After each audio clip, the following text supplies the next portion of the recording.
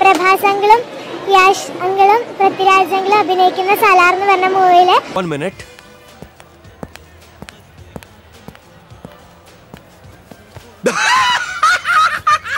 Past వీడియోలో మనం discuss చేయాల్సిన అన్ని విషయాలు కవర్ చేసాం, రెఫరెన్సెస్, పార్ట్ 2 ప్రిడిక్షన్ ఇలా. బట్ నాకు ఆ వీడియో ద్వారా అర్థమైన విషయం ఏంటంటే చాలా మందికి అసలు క్లైమాక్స్ ఏంటో అర్థం కాలేదు. మోర్ ఓవర్ ఆ ఓటింగ్స్ ఏంటో, ఈ సీజ్ ఫైర్ లొల్లేంటో అని కన్ఫ్యూజ్ అయ్యారు. డ్రామాని కొంచెం డ్రాగ్ చేయడం వలన అంత ఫాస్ట్ గా అర్థం చేసుకోలేకపోయారు కావచ్చు.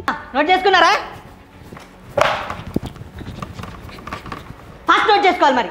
What ever, but Salaar is a masterpiece from second half. కానీ ఆ డ్రామా, క్యారెక్టర్స్ అన్ని గుర్తుపెట్టుకోలేకపోయారు. అందుకే సెకండ్ హాఫ్ లో అర్థం కాని విషయాలు, మెయిన్లీ ఆ క్లైమాక్స్ ని కాస్త డెప్త్ గా అర్థం చేసుకునే ప్రయత్నం చేద్దాం. క్లియర్ గా మెన్షన్ చేస్తున్నాను, సినిమా చూసిన వారు మాత్రమే ఈ వీడియో చూడండి. ఒకవేళ మీకు ఆ డ్రామా, అందులోని క్యారెక్టర్స్ అర్థమై ఉంటే మీరు ఈ వీడియోని సగం స్కిప్ చేసేయొచ్చు. So anyways, let's get into the video. Climax అర్థం అవ్వాలంటే ఆ ట్రైబ్స్ యొక్క చరిత్ర కూడా తెలియాలి. సో సెకండ్ హాఫ్ స్టార్ట్ అయ్యేదే 3 మెయిన్ ట్రైబ్స్ ని ఇంట్రొడ్యూస్ చేస్తూ. వారే శౌర్యంగ, గనియర్ అండ్ మనార్.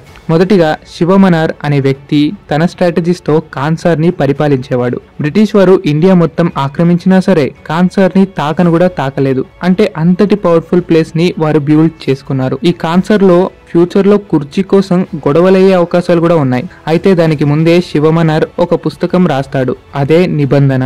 ఇందులో రాజ్య పరిపాలన, రూల్స్ అండ్ రెగ్యులేషన్స్ ఉంటాయి. ఒక రకంగా చెప్పాలంటే కాన్సర్ యొక్క కాన్స్టిట్యూషన్ అనుకోవచ్చు. ఈ నిబంధన ప్రకారమే అందరూ నడుచుకుంటారు. అయితే శివమనార్ ఆ నిబంధన అనే పుస్తకంతో పాటు అక్కడున్న కాన్సర్ అనే ప్లేస్ కి ఎన్నో భాగాలుగా విభజించి ఒక్కో ప్లేస్ కి ఒక్కో లీడర్ ని పెట్టారు. అలా మొత్తం కాన్సర్ ని 101 ప్లేసెస్ తో డివైడ్ చేసి అందులో 61 గవర్నర్స్ గా ఉంచి 8 లార్డ్స్ అంటే దొరలు మరియు ఏకైక ఒకే కింగ్. ఇక్కడ 61 గవర్నర్స్ ఉన్నారు. అంటే ఒక్కో గవర్నర్ ఒక్కో ఓటు వేయగలడు. మొత్తం 61 గవర్నర్స్ కాబట్టి 61 ఓట్స్ వారి తరపున నుంచి పడతాయి. ఇంకా దొరలు అంటే లార్డ్స్, వారు 8 ఉన్నారు. కానీ ఒక్కో దొర 3 ఓట్లు వేయగలడు. ఇంకా రాజు తను ఒక్కడే 15 ఓట్లు వేయగలడు. ఇక్కడ గవర్నర్స్ 61, లార్డ్స్ 8, కింగ్ ఒక్కడే. ఇలా ఈ 8 లార్డ్స్ ని 3 తో మల్టిప్లై చేసిన, వారు 1 కింగ్ ని 15 తో మల్టిప్లై చేసిన, 61 గవర్నర్స్ ని 1 తో మల్టిప్లై చేసిన మనకి 101 అనే ఆన్సర్ రావాలి. బట్ ఇదంతా క్యాల్కులేట్ చేసినా సరే మనకి 100 ఓట్స్ మాత్రమే వస్తాయి. ఇదే క్వశ్చన్ మన వన్ ఆఫ్ ది సబ్స్క్రైబర్ కూడా అడిగారు.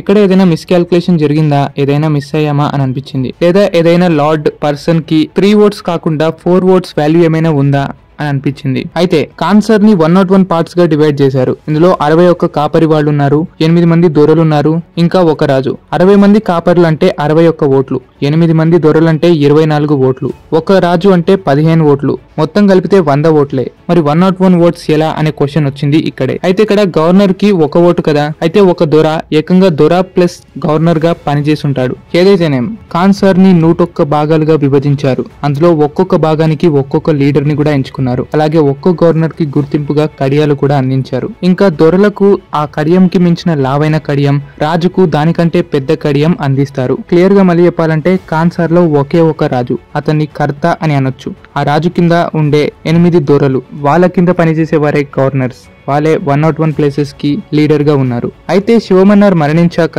3 ట్రైబ్స్ నుంచి దారా శౌర్యంగను రాజుగా ఎంచుకోబోయారు.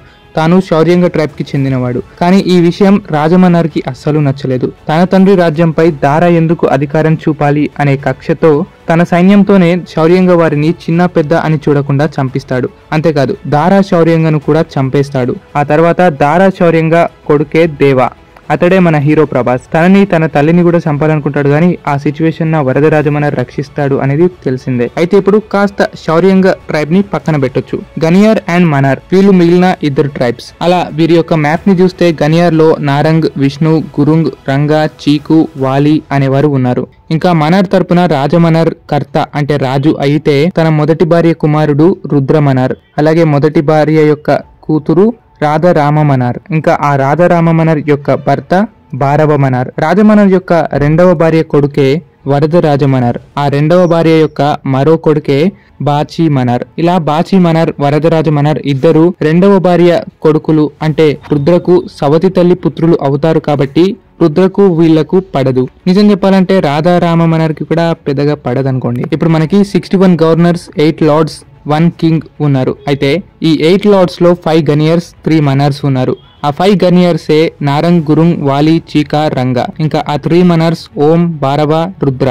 ఇందులో ఓం అనేవాడు రాజమనర్ యొక్క మొదటి భార్య తమ్ముడు. సో మొత్తానికి ఇదే అన్నమాట క్యారెక్టర్స్ ఆఫ్ సలార్. అయితే ఇక్కడ వరకు బానే ఉంది, ఎవరి స్థానాల్లో వారే ఉన్నారు. కానీ వరదరాజమనర్ తన యొక్క బ్రేస్లెట్ ని ఎవరికో ఇవ్వటమో అలా వదిలేయటమో వలన వరదరాజమనర్ దొరగా అవ్వలేకపోతాడు. కానీ మనకి తెలుసు భారవ కాస్త రాజుకి ఏదేదో మాయమాటలు చెబుతూ తన కొడుకుని దొర చేయాలి అన్న ఆశ కలిగిస్తాడు. అలా రాజమనర్ కూడా వరదరాజమనర్ నే దొరగా చేయాలనుకుంటాడు. కానీ వరద దొర అవ్వాలి అంటే ప్రస్తుతం ఉన్న 8 దొరల్లో ఒకరు వారి కుర్చీ వదిలేయాలి. అయితే ఎగ్జాక్ట్ గా రంగా యొక్క చైర్ నే తీసుకోవాలనుకుంటాడు రాజమనర్. అది ఎందుకో ఏంటి అనేది మనకి తెలిసిందే. అందువల్ల రంగా రుద్రతో గాని భారవతో గాని ప్లాన్ వేసి నిబంధన ప్రకారం పవర్ఫుల్ గా ఉన్నవాడే రాజ్యాన్ని ఏలొచ్చు. కాబట్టి వారి యొక్క పవర్ ని యూజ్ చేసి రాజ్యంతో యుద్ధం చేసి పొందాలనుకుంటారు ఈ రంగా లేదా రుద్ర. ఇక్కడ వరకు బానే ఉంది. రాజమనర్ ఎప్పుడైతే బయటికి వెళ్తాడో అప్పుడే ఎగ్జాక్ట్ గా వరదరాజమనర్ పై అటాక్స్ జరుగుతాయి. వరదరాజమనర్ ఓడిపోతాడు. ఎవరి సైన్యం వారు తెచ్చుకుంటారు. వరదరాజమనర్ మాత్రం తన ఫ్లాష్ బ్యాక్ లో ఉన్న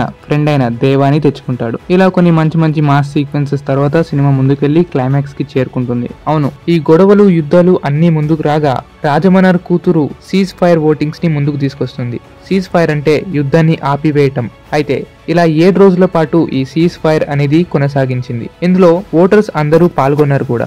ఇంకోసారి రిమైండ్ చేస్తున్నాను, మనకి 61 గవర్నర్స్, 8 లార్డ్స్, 1 కింగ్ అనేవారు ఉన్నారు. ఇందులో ఒక్కో గవర్నర్ ఒక్కో ఓటు వేయగలడు. అంటే 61 గవర్నర్స్ యొక్క వాల్యూ 61 ఓట్స్. ఇంకా ఒక్కో లార్డ్ 3 ఓట్లు వేయగలడు. అంటే ఇక్కడ మొత్తం 8 లార్డ్స్ ఉన్నారు. అంటే ఆ 8 లార్డ్స్ కలిస్తే 24 ఓట్స్ వస్తాయి. ఇంకా ఒక్కో రాజు 15 ఓట్లు వేయగలడు. ఇలా ఈ 101 ఓట్స్ లో సీజ్ ఫైర్ కొనసాగించాలా లేక సీజ్ ఫైర్ ని ఆపివేయాలా అనేది ఈ 101 ఓట్స్ ద్వారా డిసైడ్ అవ్వబడుతుంది. అలా అందరూ ఓట్స్ వేస్తారు. ఆఖరికి రాజమనర్ కూడా ఓటు వేస్తాడు. రాజమనర్ వరకు రెండిటి వైపు ఈక్వల్ బ్యాలెన్స్ తో ఓటింగ్స్ అనేవి కొనసాగాయి. ఇంకా వరదరాజమనర్ తీసుకునే ఒక్క ఓటు చేతిలోనే ఉంది, సీజ్ ఫైర్ కొనసాగించాలా ఆపివేయాలా అని. కానీ వరదరాజమనర్ అన్ఎక్స్పెక్టెడ్లీ సీజ్ ఫైర్ ఆపివేయాలి అనే దానికే ఓటేస్తాడు. ఈ లెక్కన సీజ్ ఫైర్ ఆపివేయటం అంటే యుద్ధం చేయటమే. వరదరాజమనర్ యుద్ధాన్ని కోరటం అక్కడున్న వారికి అందరికీ ఆశ్చర్యం గురి చేసింది. సో హోప్ఫుల్లీ ఇక్కడే మీకు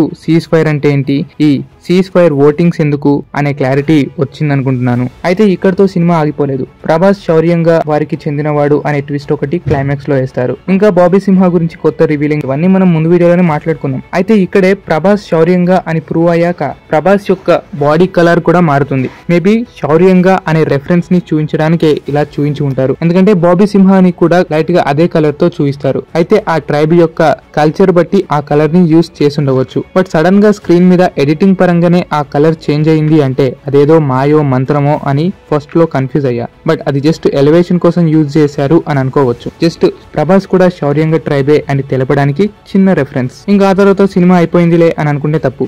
క్లైమాక్స్ లో ఒక సాంగ్ అనేది వేశారు. సేమ్ KGF 2 కి మాన్స్టర్ సాంగ్ వేసినట్టుగా ఇక్కడ ఒక friendship and emotional bonding song వేశారు. ఈ సాంగ్ లో మనకి చాలానే మంచి మంచి డెప్త్ లిరిక్స్ కూడా కనిపించాయి. మీరు కనుక ప్రీమియం ట్రిప్లెక్స్ విల్లాస్ కోసం చూస్తున్నారా, అయితే ఇది మీకోసమే. Including clubhouse and amenities కూడా. Home theatre, banquet hall, supermarket, yoga meditation room, gym, aerobics, swimming pool, coffee shop, indoor games, lavish guest rooms, terrace garden, ఇలా అన్ని అవైలబిలిటీస్ ఉన్నాయి. అందులో ప్రభాస్ యొక్క యానిమేషన్ బాహుబలి 2 రేంజ్ లో మళ్ళీ తిరిగి డిజైన్ చేశారు. ఈ యానిమేషన్ లో మనకి సినిమాలో జరిగిందే చూపిస్తారు. బట్ ఈ యానిమేషన్ లో చూపించబడిన ఈ యొక్క లుక్ చూసి చాలా మంది సలార్ ఫస్ట్ లుక్ అని చెప్పేశారు. నిజమే, కానీ దానివల్ల ఈ సినిమాలో చనిపోయిన దేవా వాళ్ళ తండ్రి కూడా ప్రభాసేనని, ప్రభాస్ డ్యూయల్ రోల్ అని, ఫాదర్ సన్ రోల్ చేస్తున్నాడు అని చాలా మంది కామెంట్ చేశారు. బట్ వారందరికీ నేను ఇచ్చే క్లారిటీ ఏంటంటే ఆ యానిమేషన్ ఒకసారి ఫుల్ గా పరిశీలిస్తే అదే యానిమేషన్ వీడియోలో ఈ క్లిప్ కూడా ప్లే అయింది. ఈ క్లిప్ ఎగ్జాక్ట్ గా ప్రభాస్ ఒక అమ్మాయిని రిసీవ్ చేసుకునే సీన్ అది. సో ఈ సీన్ అనేది ఫస్ట్ పార్ట్ లోనే ఉంది మనకి. ఆ తర్వాత వచ్చే యానిమేషన్ అంతా కూడా ఫస్ట్ పార్ట్ కి రెఫరెన్స్ అని అనుకోవాలి. ఈ లెక్కన ఆలోచిస్తే ఇది ఫాదర్ రోల్ కాదు లేదా డ్యూయల్ రోల్ కూడా అవ్వదు. జస్ట్ ఫస్ట్ పార్ట్ లోని సీన్స్ యొక్క రెఫరెన్స్ ఆర్ యానిమేషన్ అని అనుకుంటే మంచిది. అండ్ మోర్ ఓవర్ చాలా మంది కామెంట్ చేశారు, సినిమా స్టార్టింగ్ లో యష్ నేమ్ మెన్షన్ చేశారు కదా, దాని గురించి ఏంటి భయ్యా అని. ఈ నేమ్ చూడగానే యష్ కేమీ ఉంటుందా అని తెగలేచిపోయారు అందరూ. బట్ యా, సినిమా ఎండింగ్ వరకు చూసినా ఏమీ లేదు. సో అలా rocking star Yash Salaar opening or Salaar పూజాకి వచ్చాడు కాబట్టి నేమ్ అనేది మెన్షన్ చేశారు అని చెప్పొచ్చు. ఇంకా పర్టికులర్ రీజన్ ఏది లేదు. ఇంకా మెయిన్ థింగ్ ఏంటంటే దేవా తానే శౌర్యంగా ట్రైబ్ అని తెలుసుకొని రాజ్యం కోసం చూస్తాడా లేదా ఫ్రెండ్ కి సాక్రిఫైస్ చేస్తాడా? మనం ముందు వీడియోలో మాట్లాడుకున్నాం సాక్రిఫైస్ చేస్తాడని, ఎందుకంటే ఫ్రెండ్షిప్ కి ఇచ్చే వాల్యూ అలాంటిది. కానీ ఇక్కడే ఒక క్వశ్చన్ ఉంది, అదేంటంటే కాన్సర్ లో ఉండే ఆచారాలు అవన్నీ చాలా డిఫరెంట్ గా చండాలంగా ఉన్నాయి. లైక్ ఒక చిన్న స్త్రీని రేప్ చేయటం వంటివి. ఇలాంటి ఆచారాలు ఉన్నందువలన ఇంకా వరదనే వచ్చి రాజవినా ఇంకా ఎవరు ఆ భూమిని ఏలినా సరే ఇలాంటి సాంప్రదాయాలే ఉంటాయి కాబట్టి ఖచ్చితంగా అది అన్యాయమే. కాబట్టి ఇక్కడ దేవ అన్యాయానికి సహకరిస్తాడని మనం అనుకోలేం. సో దేవాకి వరదరాజమన్నర్కి జరిగే యుద్ధంలో గొడవల్లో ఎన్ని కారణాలైనా ఉండొచ్చు, కానీ ఒక శౌర్యంగా ట్రైబ్ గా దేవా కూడా ఈ మన్నార్ థ్రోన్ ని నాశనం చేసే వాళ్ళలో ఒకడవుతాడు, ఇది మాత్రం ఖచ్చితంగా చెప్పొచ్చు. ఇంకా ఇలా మన ఫస్ట్ వీడియోకి ఎన్నో కామెంట్స్ వచ్చాయి. కేవలం ఆ కామెంట్స్ ని ఆన్సర్ చేయడానికి ఈ వీడియో చేశాం. బట్ చాలా కామెంట్స్ కి మా దగ్గర ఇంకా ఆన్సర్స్ కూడా లేవు. అంటే ప్రశాంత్ నీల్ గారు ఏం దాచారు, ఎలా తీశారు అనేది కూడా చెప్పలేం. సో ఎనీవేస్ గైస్, ఇలాంటి మరెన్నో బ్రేక్ డౌన్స్, అప్డేట్స్, వీడియోస్ కోసం మన ఛానల్ ని ముందుగానే సబ్స్క్రైబ్ చేసి రెడీగా ఉండండి.